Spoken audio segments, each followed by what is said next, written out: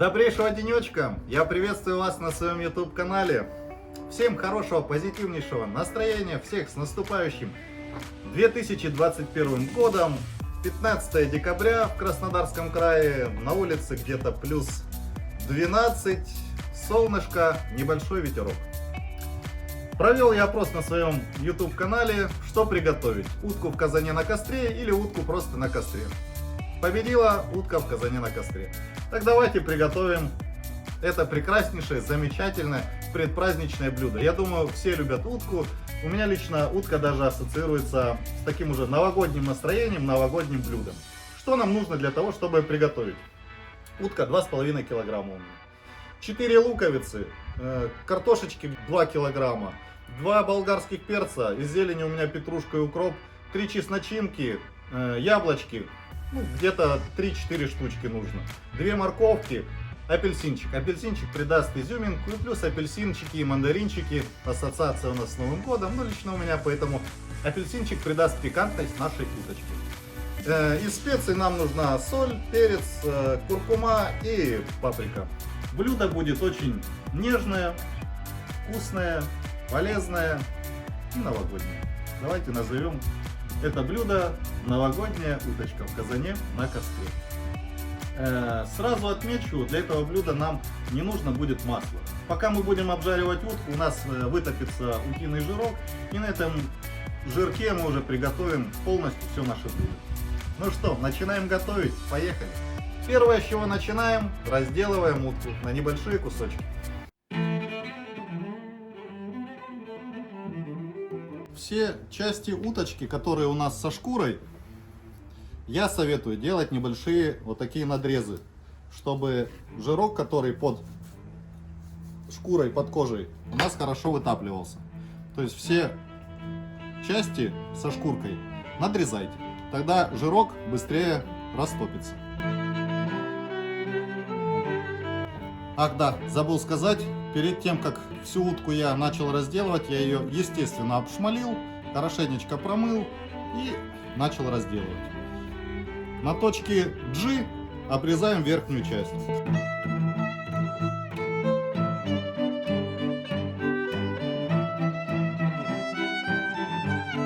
Утку я нарезал. Получились вот такие небольшие кусочки. Все овощи и фрукты мы будем нарезать уже в процессе приготовления. Разжигаем костер и идем готовить утку в казане на костре. Итак, разожгли костерчик. Такой небольшой лайфхак, друзья, как поддерживать казан чистым, чтобы он не ржавел. Смотрите, я никогда его не мою после того, как приготовил. В предыдущем видео я готовил перепелок. После перепелок я казан, все съели, все выбрали. Тем более у меня в гостях был Николай. Тут никогда ничего не остается. Теперь я разжег костер. Видите, расплавились все остатки, весь предыдущий жирок. Теперь я просто беру, как только разогрелось все это, до того момента, как начинает все гореть, я беру и просто его ополаскиваю под водой. После чего протираю обычной сухой салфеткой, и он у меня идеально чистый, при этом он никогда не ржавеет. Итак, промыли хорошенечко казан, и прямо в холодный казан выкладываем теперь утку. Утку выкладываем шкуркой к стенкам, для того, чтобы у нас плавился жирок. Напомню и повторюсь, масла никакое мы не добавляем, будем готовить полностью на утином жире. Вот так вот 2,5 килограмма утки у меня спокойно вошли в 12-литровый казан. Распределили вдоль стенок, шкуркой вот так к стенкам, чтобы расплавливался жирок. И потихонечку вытапливаем жирок, заодно и обжариваем, запечатываем уточку. Огонь держу средний, чтобы не горело, но при этом потихонечку вытапливался жирок. 5 минут у нас все обжаривается. Давайте перемешаем. Смотрите, как подрумянилось все. Начинает вытапливаться жирок. Перемешаем. Вот так вот. Постараюсь показать на камеру. Смотрите, сколько уже жира утиного. И это только начало. Продолжаем обжаривать и вытапливать жирок. Вот так вот с трубы пошел уже дымок и обозначает, что кто-то должен прийти. Ну здравствуй, здравствуй. Здравствуйте, здравствуйте. Ну что, сегодня готовим уточку в казане на костре. На костре. Она еще сырая, Колюк. Сырая. Горячая. Горячая сырым не бывает, да? Как аромат? Вытапливаем жирок. Так вот перемешал я. 5 минут где-то прошло. Вот столько уже утиного жира. Продолжаем топить. Итак, все у нас пока готовится. Давайте сразу же нарежем лук. Лука у меня 4 луковицы. Вот, я советую лука побольше добавлять.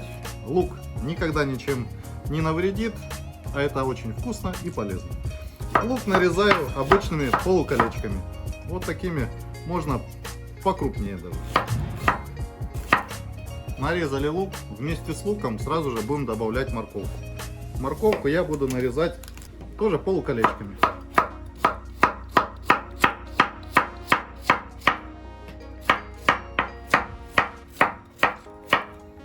Такой средней толщины, не тонко и не толсто. Нарезали. Продолжаем готовить уточку в казане на костре.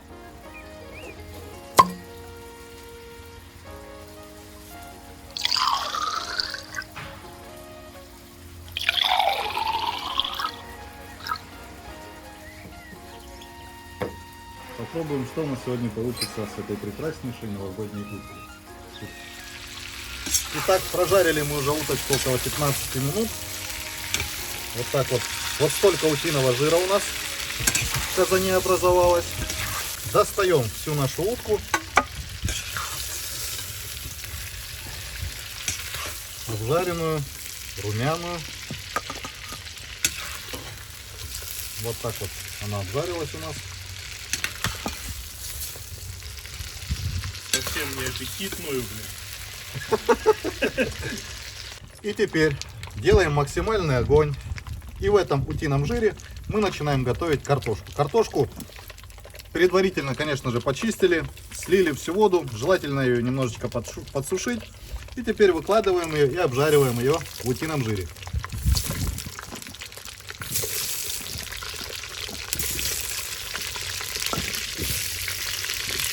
Обжаривать будем двумя партиями, для того, чтобы картошка была у нас полностью в утином жиру.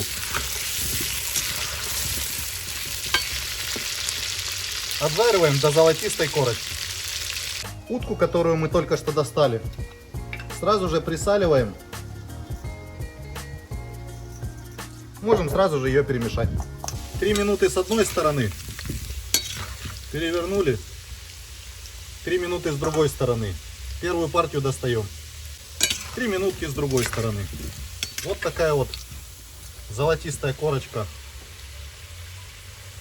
на нашей картошечке. Убираем первую партию.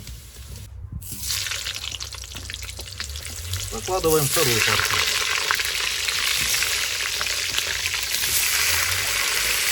То же самое. 3 минутки с одной стороны, 3 минутки с другой стороны.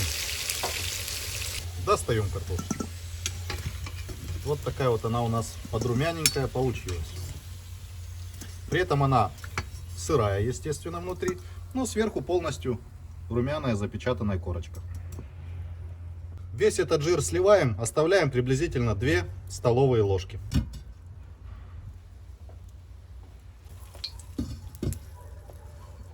И теперь сюда забрасываем лучок и морковку.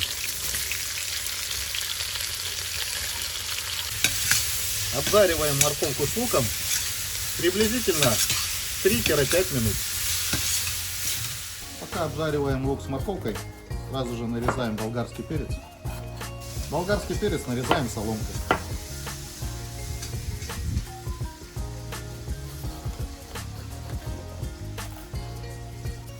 Я все чаще замечаю. Так, нарезали болгарский перец. В принципе, можно сразу же нарезать яблочки. Яблочки нарезаем на небольшие дольки. Желательно яблочки взять кисленькие. вот такие дольки яблочки нарезаем.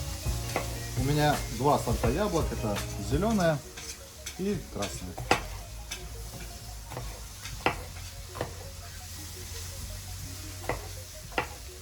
Лук с морковкой хорошенечко обжарился. Вот так вот все выглядит. Теперь сюда добавляем болгарский перец. Добавляем чеснок и добавляем специи. Я положу где-то чайную ложечку соли, так как я присаливал уже утку. Чайную ложечку паприки, чайную ложечку куркумы, чайную ложечку перца черного. Перемешиваем. Огонь я держу чуть меньше среднего, чтобы ничего не горело. Обжарили немножечко болгарский перец. И теперь сюда возвращаем всю нашу уточку. Перемешиваем овощи с мясом. Аромат стоит обалденнейший, не передать вам. Коля стоит за камерой и глотает слюну. Нету слов. Немножечко аромата в камеру. Обжариваю приблизительно 5 минуточек, чтобы уточка наша разогрелась. При этом болгарский перец, видите, он целый и не разваливается. Все томится. Коля пока наливает. Сразу же, аперитивчик, да. Сразу же нарезаем апельсин. Апельсин я нарезаю вот такими вот небольшими дольками, чтобы апельсин дал свой аромат и, конечно же, дал свой сок. Это долька для ежа. Да. Продолжает все у нас томиться. Теперь выкладываем картошечку, румяную, золотистую, которую мы готовили в утином жирку. Вот так вот в хаотичном порядке. Выкладываем яблочки. И посередине делаем такую розу из апельсина. Изюминка нашего блюда, так скажем. Не совсем, может быть, получилась роза, но заливаем воды. Приблизительно 200-300 грамм. Так, чтобы уточка покрылась водой. Делаем минимальный огонь, чтобы у нас просто все томилось. Накрываем крышкой и томим приблизительно час. Подходит все к готовности, и в конце мы добавим зелень. Из зелени у меня петрушка и укроп.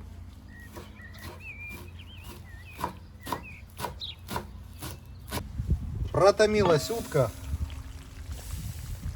уточка ровно 1,5 часа. Смотрите, как все выглядит. Вот так вот выглядит картошечка. Картошечка у нас разваливается при нажатии. Все готово. Идем снимать пробу.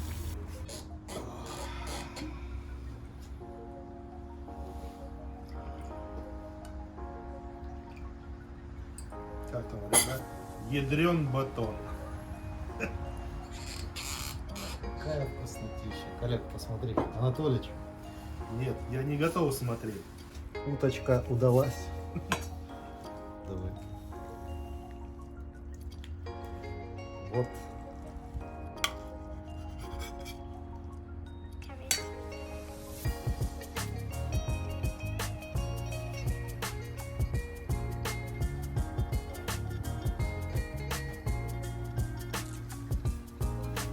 Неужели он мимо рюмочек прошел со своей камерой?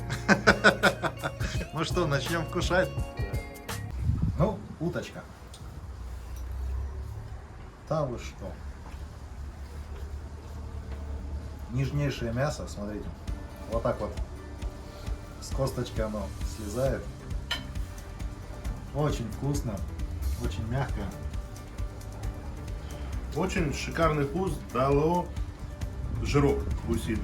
То есть ни постное масло там, ничего не может этого выдать, как натуральное, потому что не зря всегда готовили там, да, смалец, там вытапливали.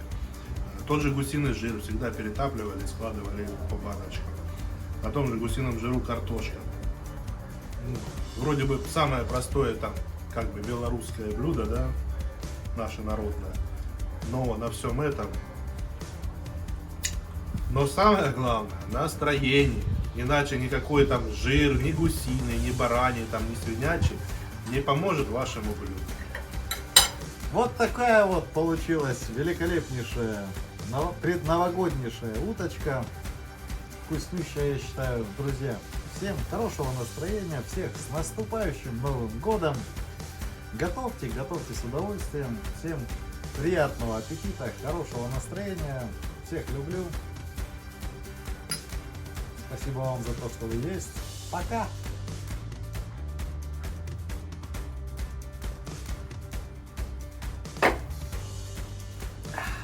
Пока!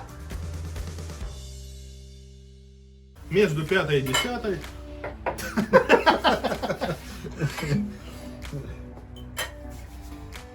Да. Я вам скажу, слава богу, как обычно, все получилось. Очень вкусно. Я очень рад, что Анатолич и тебе угодил. Спасибо тебе, что ты есть. Спасибо за теплые слова. Благодарствую за теплую, прекраснейшую рюмку. Друзья, с наступающим 2021 годом. Такое вот простое, но очень вкусное и напоминающее зиму, напоминающее Новый год блюдо мы приготовили утка в казане на костре. Очень вкусно, ничего сложного, минимум ингредиентов, но очень вкусно. Поэтому всем спасибо за внимание, всем приятного аппетита, всем прекраснейшего, хорошего настроения, всех с наступающим Новым Годом. Буду стараться вас радовать, будем стараться вас радовать вкусными блюдами, вкусными посиделками. Спасибо за внимание, всем хорошего настроения. Пока! И как всегда по традиции, рюмку не раздавить. Да-да-да. Вот это, конечно, выражение Анатолича. И сейчас это оно будет. Да, вот именно это выражение, конечно. Это символика этого года. С наступающим. Ты сегодня многословен, необычайно. Разговорился я.